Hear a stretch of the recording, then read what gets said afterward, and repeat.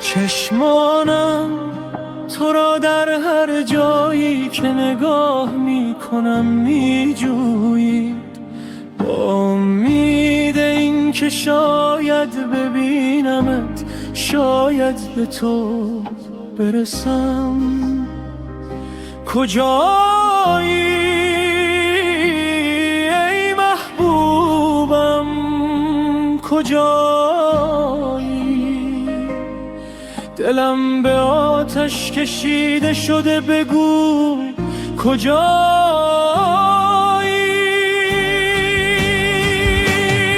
قلمم می نویسد، زبانم خاموش است، نبودنت بر این تن سنگینی می کند.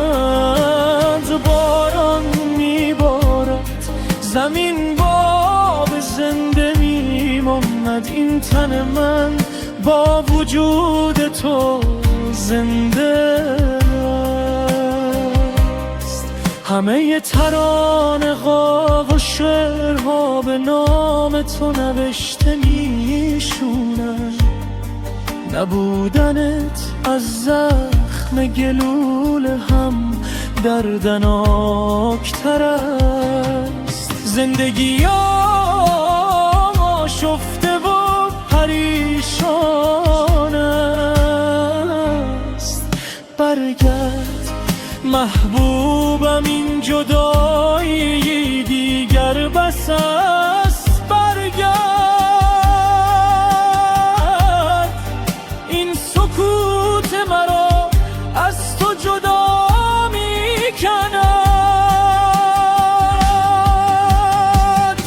اگر تو نباشی رویاها چه معنایی دارند، اگر تو نباشی زندگی چه معنایی دارد، اگر تو نباشی زندگی کردن چه معنایی دارد. چون اگر تو نباشی همه چیز بی‌محاست.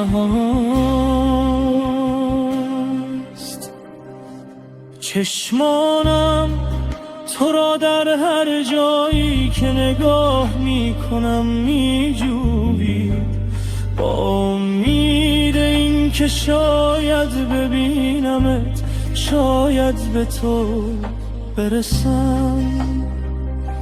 کجایی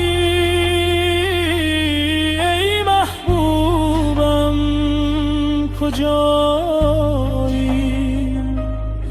دلم به آتش کشیده شده، بگو کجایی؟